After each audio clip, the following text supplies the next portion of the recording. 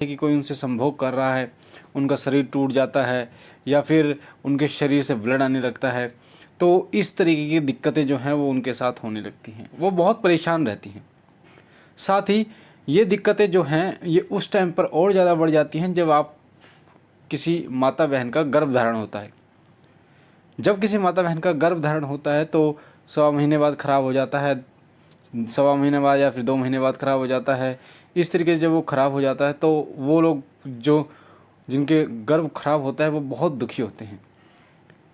तो आखिरकार ये जो संभोग के सपने हैं ये क्यों दिखाई देते हैं, अधिकतर महिलाओं को ही क्यों दिखाई देते हैं और शादी के बाद सबसे ज़्यादा ये क्यों दिखाई देते हैं? तो मैं आपको बता दूं कि जितने भी सपने दिखाई देते हैं महिलाओं को संभोग के, वो सपने कोई भी डॉक्टरी बीमारी के नहीं होते। वो सभी सपने जो होते हैं वो भूत प्रेत आदि के होते हैं। मसान एक होता है जो इन कार्य को करता है, गंदी आत्मा होती है वो भी इन कार्य को करती है। साथ ही इस वीडियो में मैं आपको ये भी बताऊंगा कि कैसे इसको ठीक किया जाता है, कैसे लोग ठीक करते हैं, वो भी मैं आपको बताऊंगा। तो ध्यान से वीडियो को सुनिएगा ताकि एक एक चीज़ बारीकी से आपको समझ में आए। देखिए, एक बात तो ये है, उन लोगों के लिए मैं बता दूँ खास तौर पर जिनकी शादी हो जाती है और शादी के बाद ऐसे दृश्य, ऐसे सपने उन्हें दिखाई देने शुरू हो जाते हैं। शादी के बाद क्या होता है, कई बार ऐसा होता है कि जो लड़का है या लड़की है, अगर उन दोनों के ऊपर किसी ऊपरी बाधा का पहरा है, यानी कोई ऊपरी बाधा उनके ऊपर है, और जब वो शादी होती है यानी पति पत्नी की, जब वो पति पत्नी बनते हैं और अग्नि के 7 फेरे लेते हैं, तो वो जो प्रेत बाधा है वो भी उनके साथ 7 फेरों में बंध जाती है। यानी अगर वो लड़के के ऊपर प्रेत बाधा है तो लड़की के साथ जब वो फेरे लेगा तो वो जो प्रेत आत्मा है, मशान है या बाधा है, जो भी भूत प्रेत है, वो उसको अपनी पत्नी मानता है। अग्नि के सामने साक्षी मानकर वो उसको अपनी पत्नी मानता है और उसी प्रकार से, जिस प्रकार से पति सहवास करता है उसी प्रकार से वो भी सहवास करता है और अपना अधिकार जमाता है। ऐसे ही अगर लड़की के ऊपर दिक्कत है, यानी लड़की के ऊपर कोई प्रेत बाधा है, महिला है, कोई गंदी महिला है और पति ठीक है और पति के साथ फेरे हो जाते हैं, तो उसको, पति को भी इसी प्रकार से सपने दिखाई देते हैं जो कि संभोग के चित्र होते हैं। और ये संभोग के चित्र ऐसे दिखाई देते हैं कि जैसे ही आपकी आंखें खुलती हैं तो आपका शरीर इतना दर्द करता है, इतना दुखता है, आपको ऐसा लगता है कि जो कार्य आपने सपने में किया वो सच में किया गया, वो उतनी थकान आपको होती है।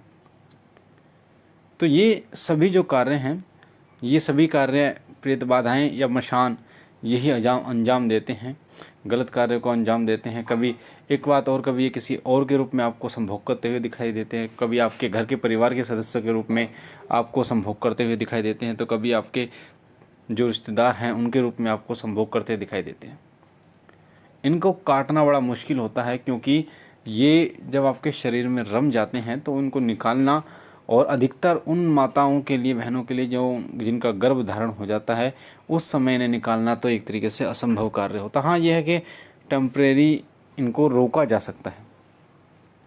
अब आप ये बोलो कि जी गुरुजी कोई ऐसा तरीका बताइए जिससे इस बाधा से छुटकारा मिल सके। तो मैं आपको बता दूं, देखिए सच्चाई बताता हूँ आपको क्लियर कि ऐसी प्रेत बाधाएं जो है वैसे झाड़े से हट जाती हैं पर फिर दोबारा लग जाती हैं। मान लीजिए आप किसी भगत से, साधक से झाड़ा लगवाएंगे किसी मंत्र के द्वारा, तो वो मंत्र क्या करेगा, उस शक्ति को साइड कर देगा, हटा देगा, आपके शरीर से फेंक देगा, पर क्या है, आपके शरीर का बंधन नहीं करेगा। आपके शरीर का बंधन का मतलब होता है कि आपके शरीर में वो दरवाजे जिससे वो प्रेत बाधा आपके शरीर में प्रवेश करता है, वो मसान आपके शरीर में प्रवेश करता है, वो ताला लगा दे उन दरवाज़ों पे। तो ऐसा अगर कार्य करता है कोई साधक भगत तो वो कभी नहीं घुस पाएगा। पर कई लोग क्या करते हैं, वो झाड़ा लगाते हैं, आप भी सोचते हो जो आराम हो गया, 2-3 दिन 5 दिन आराम होता है, फिर वो शरीर में प्रवेश कर जाता है, फिर दिक्कतें आनी शुरू हो जाती हैं। तो ये जो दिक्कतें हैं, ये दिक्कतें उस टाइम पे जब गर्भवती महिला होती है तो उस समय पर बहुत ज़्यादा ये दिक्कतें बढ़ जाती हैं। और ये दिक्कतें इतनी हो जाती हैं कि माता के जो पेट में बच्चा है, गर्भ है, वो उसको बचाना बड़ा मुश्किल हो जाता है।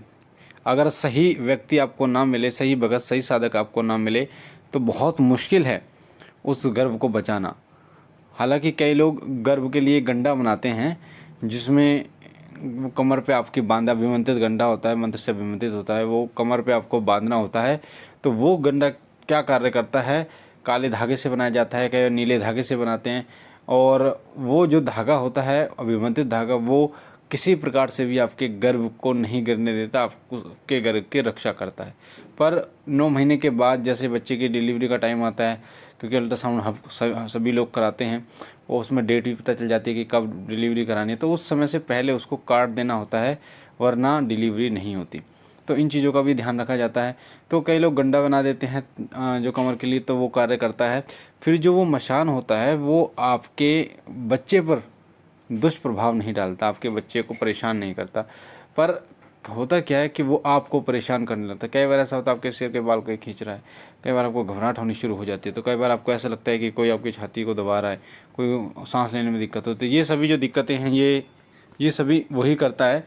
तो इनको हटाने का जो कार्य है, इनका हटाया किस तरीके से जा सकता है, तो एक साधक भगत ही इनको हटाया जा सकता है। अधिकतर इसे हटाने के लिए इसका उतारा किया जाता है और उतारा ही इसका परमानेंट इलाज होता है। उतारे के द्वारा ही ये चीज़ जो है वो हटती है, क्योंकि कई बार ये चीज़ जो है ये खेलती नहीं है, यानी शरीर पर हाजिरी नहीं देती। तो ऐसी चीज़ का आपको क्या करना होता है, इसको आपको उतारा करवाना होता है। या फिर कई ऐसे भगत जो हैं, साधक हैं, वो क्या कार्य करते हैं, वो कुछ वो तावीज़ देते हैं, लिख के अभिमंत्रित तावीज़ जैसे होते हैं, जैसे अनार की कलम से, अष्टगंध से, लाल स्याही से वो ऐसा तावीज़ देते हैं, जिससे वो एक सफ़ेद पेपर पर लिखते हैं, उसको आपको गिलास में डालना होता है, घोलना होता है, गिलास में डाल के घोल के फिर आपको पी जाना होता है। तो वो पानी में घुल जब जाता है तो वो जो मंत्र हैं वो पानी में घुलने के बाद आपके पूरे शरीर में पहुंच जाते हैं।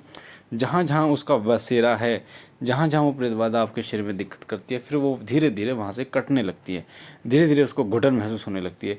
और जब क्योंकि वो जो अभिमंत्रित कागज़ होते हैं, जो तावीज़, उन्हें इस एक तरीके से कहा जाता है, वो घुल जाते हैं पानी में। तो वो जो तावीज़ होते हैं वो सुबह शाम लेने होते हैं, जिससे वो बहुत जल्दी असर करता है और फिर धीरे धीरे रोगी को बहुत जल्दी आराम भी होना शुरू हो जाता है। तो कई भगत ऐसे करते हैं, अभिमंत्रित करके जो तावीज़ है अभिमंत्रित करके तेल देते हैं, अभिमंत्रित करके, या बत्ती अभिमंत्रित करके देते हैं। उसको जला के देखना होता है रोगी को, लगभग 1-1.25 घंटा देखना होता है, लगातार देखना होता है, जिससे आप उसकी आँखों के ज़रिए वो जो शक्ति है अंदर वो खिंचती है। तो इस प्रकार से भी उसका इलाज किया जाता है। कई बार सरसों का तेल दिया जाता है अभिमंत्रित करके, उस तो वो तेल की मालिश करनी होती है डेली, ताकि जो प्रेत बाधा है वो आपकी अंदर और बाहर दोनों तरफ से वो दिक्कत में आए, यानी कि उसको परेशानी होती है, तो फिर वो आपके शरीर को त्याग देती है। तो इस प्रकार से भी पर इसका परमानेंट इलाज जो है वो गंडा, एक तो एक ऐसा तावीज़ जो परमानेंट तावीज़ हो, सोवड़ में या बच्चे हों, किसी प्रकार से भी वो खंडित ना हो।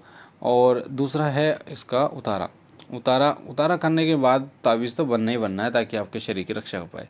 तो वो एक अच्छा भगत, एक अच्छा साधक ही बना सकता है, और जिससे वो आपकी हर प्रकार से आपकी रक्षा कर पाता। तो मुझे आशा है ये जानकारी आपको पसंद आई होगी। अगर आप पहली बार शिव कृपा यूट्यूब चैनल पे हैं तो आपके सामने वीडियो के नीचे जो लाल कलर का बटन है सब्सक्राइब का, उसे दबा के चैनल को सब्सक्राइब कीजिए, ताकि आप हमारे साथ जुड़ सकें, साथ साथ में बेल आइकन को दबाइए, घंटे के निशान को, ताकि जो भी हम जानकारी डालें सबसे पहले आपको प्राप्त हो। हमारा नया चैनल शिव ही सत्य, उसका लिंक डिस्क्रिप्शन में है, उसे भी सब्सक्राइब कीजिए, उसके साथ भी जुड़िए, ताकि भक्ति और भक्ताई से जुड़ी जानकारी आपको तुरंत प्राप्त हो।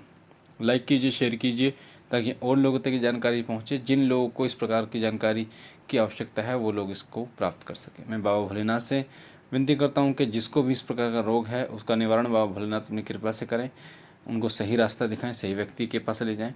साथ ही बाबा आपके ऊपर कृपा करें, आपकी झोली भरे, तमाम खुशियाँ आपकी झोली में डालें।